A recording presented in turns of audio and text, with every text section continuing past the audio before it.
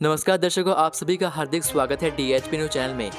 रोजाना हिमाचल प्रदेश की ताज़ा खबरें जानने के लिए चैनल को सब्सक्राइब जरूर कीजिए। साथ ही बेल आइकन पर क्लिक करें और आप हमारे व्हाट्सएप ग्रुप को ज्वाइन जरूर से करें।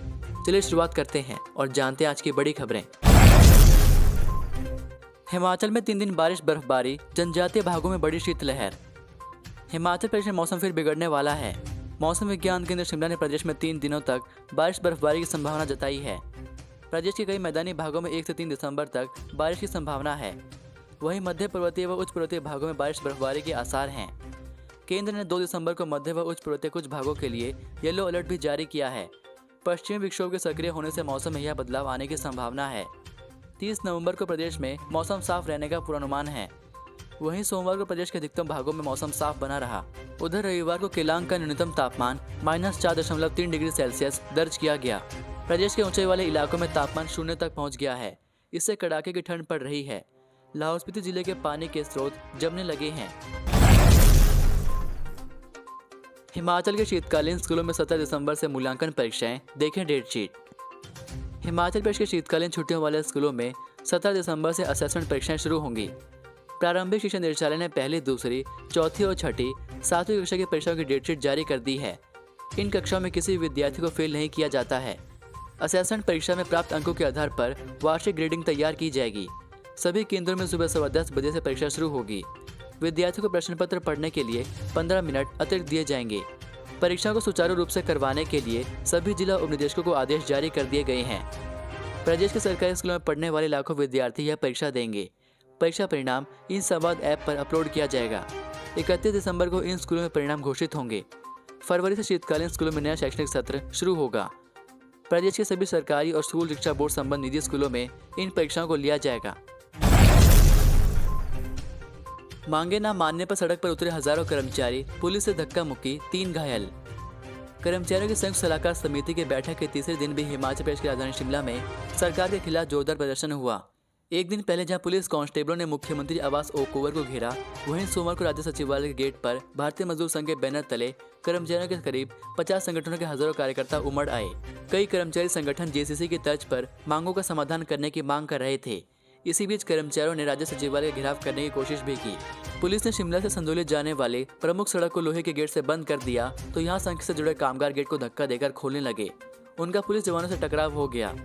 पुलिस ने भीड़ को अंदर जाने से रोका तो झड़प में संघ के 3 नेता घायल हो गए। इससे प्रदर्शन और उग्र हो गया। धरने को उग्र होता देख मुख्य सचिव रामसुभग सिंह ने मुख्यमंत्री जयराम ठाकुर से फोन पर बात की। मुख्यमंत्री मंडी के धर्मपुर में थे। ट्रेन की चपेट में आने से कॉलेज के छात्र की मौत। हिमाचल प्रदेश के राजकीय महाविद्यालय ऊना में पढ़ रहे एक 18 वर्षीय छात्र की सोमवार को मलाहत के पास रेल की चपेट में आने से मौत हो गई। सूचना मिलने पर रेलवे पुलिस ने शव कब्जे में लेकर जांच शुरू कर दी है। शव को पोस्टमार्टम के लिए शव गृह ऊना भेज दिया है। जिला मुख्यालय के साथ लगते मलाहत रेलवे ट्रैक पर सोमवार दोपहर करीब 12 बजे ऊना आ रही एक ट्रेन की चपेट में ऊना कॉलेज के BSc प्रथम वर्ष का छात्र अक्षय राणा आ गया।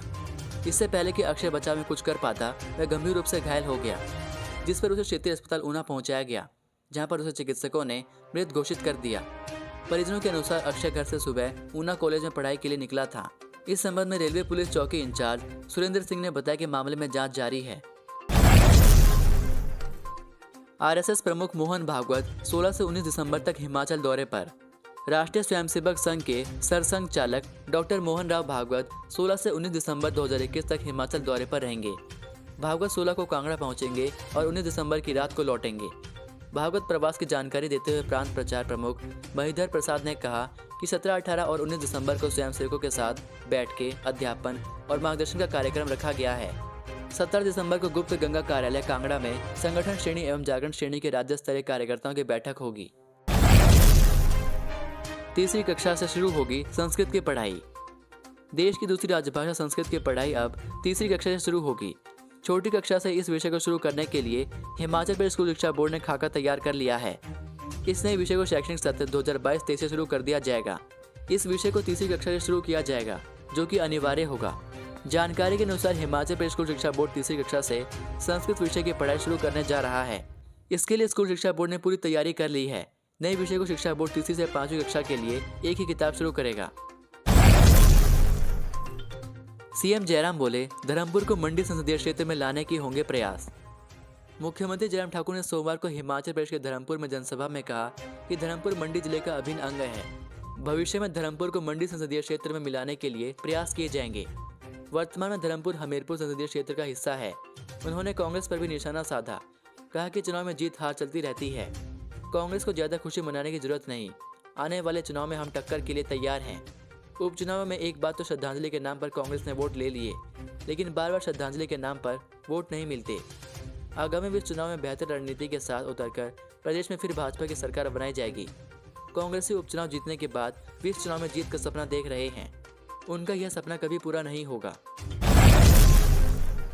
धार चांदना के शराड़ गांव में अग्निकांड, 20 कमरे जलकर राख, 6 परिवार बेघर। हिमाचल प्रदेश के जिला शिमला की कुवी तहसील धार चांदना पंचायत के शराड़ गांव में रविवार देर शाम आग लगने से 20 कमरे जलकर राख हो गए। इससे 6 परिवार बेघर हो गए हैं। करीब 80 से 90 लाख का नुकसान होने का अनुमान है। सबसे पहले दुलाराम पुत्र स्वर्गीय रतिराम के घर में आग लगी। ग्रामीण तुरंत आग बुझाने में जुट गए। आग बेकाबू हो गई और देखते ही देखते आसपास के मकानों में फैल गई। लोगों ने इसकी सूचना पुलिस और अग्निशमन विभाग को दी। कुप्पी से पुलिस टीम एएसआई संतराम की अगुवाई में घटनास्थल के लिए रवाना हुई और पूरी रात ग्रामीणों के साथ आग बुझाने में जुटी रही। रात को करीब 12 बजे अग्निशमन विभाग की टीम भी पहुंची। ग्रामीणों के घरों को भारी क्षति हुई है। आग सेब के बगीचों तक पहुंचने से कुछ लोगों के बगीचों को भी नुकसान हुआ है। इस घटना से दुलाराम का सबसे अधिक नुकसान हुआ है। उनके घर में रखी लगभग 12 क्विंटल चौलाई, 22 किलो घी के अलावा लाखों रुपए का कीमती सामान जल गया है। अभी फिलहाल आग लगने के सही कारणों का पता नहीं चला है, लेकिन आग लगने की वजह शॉर्ट सर्किट माना जा रहा है। पुलिस घटना की जांच कर रही है। जूनियर ऑफिस असिस्टेंट और क्लर्क समेत इन भर्ती परीक्षा का परिणाम घोषित। हिमाचल प्रदेश कर्मचारी चयन आयोग ने junior office assistant post code 815 और क्लर्क पोस्ट कोड 763 का अंतिम परिणाम घोषित कर दिया है। जीओए पोस्ट कोड 815 के 45 पदों के लिए 8,872 ने आवेदन किया था। इनमें से 7,572 अभ्यर्थी पात्र हो पाए थे। लिखित परीक्षा से उत्तीर्ण हुए 149 अभ्यर्थियों की मूल्यांकन परीक्षा 5 और 6 जुलाई को हुई। इनमें से 45 अभ्यर्थी जेओए बन गए हैं। वहीं पोस्ट कोड 763 क्लर्क के लिए लिखित टंकण और मूल्यांकन परीक्षा के आधार पर 11 अभ्यर्थी चयनित किए गए हैं। आयोग के सचिव डॉक्टर जितेंद्र कंवर ने कहा कि अभ्यर्थी आयोग की वेबसाइट पर अपना परिणाम देख सकते हैं। हिमाचल में 90 लोग कोरोना संक्रमित, 61 हुए ठीक। हिमाचल में कोरोना मामलों की संख्या रुकने का नाम नहीं ले रही है। हालांकि रात भरी खबर ये है कि सोमवार को कोरोना महामारी से किसी की जान नहीं गई है। सोमवार को स्वास्थ्य विभाग की रिपोर्ट के अनुसार प्रदेश में 90 लोग कोरोना पॉजिटिव पाए गए हैं। 61 लोग ठीक हुए हैं। हिमाचल में अभी 824 एक्टिव केस हैं। सबसे अधिक मामले कांगड़ा जिला में सामने आए हैं। कांगड़ा में 25, मंडी में 20, शिमला में 20, हमीरपुर में 14, ऊना में 5, चंबा में 3, सोलन में 2 और बिलासपुर में एक कोरोना संक्रमण का मामला सामने आया है।